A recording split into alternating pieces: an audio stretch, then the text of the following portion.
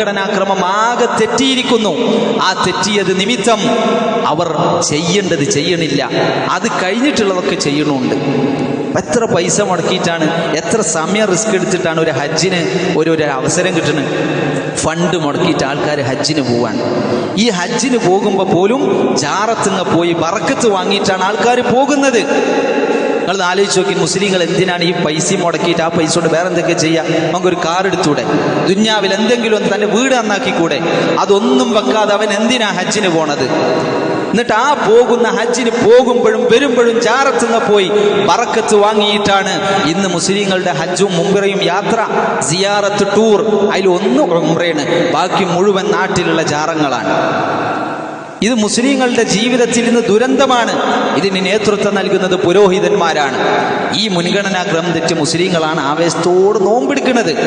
അവൻ്റെ നോമ്പിൻ്റെ അവസ്ഥ എന്താണ്? തൗബാബോധമില്ലാതെ ഇത് ശിർക്കാണ്, കുഫറാണ്, പാപമാണ്, ഇത് ഞാൻ മാറ്റേണ്ടതാണ്, ഇതിൽ നിന്ന് ഞാൻ തൗബ നേടേണ്ടതാണ് എന്ന ബോധമില്ലാതെ അവൻ ഈ ചെയ്യുന്ന ഇബാദത്ത് കൊണ്ട് എന്ത് ഗുണമാണുള്ളത്?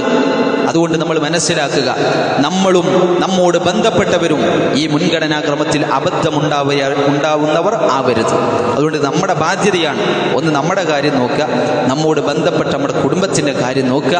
ഈ മുൻഗണനാക്രമം തെറ്റിയ അവസ്ഥയിലാണെങ്കിൽ അവരോട് ഭൗതിക വിഷയത്തിലുള്ള ഒരു അപകടം ഉണർത്തുന്നതിനേക്കാൾ ഗൗരവമായി ഈ വിഷയത്തിൽ നമ്മൾ അവരുടെ തെറ്റുകൾ ഉണർത്തി കൊടുക്കണം.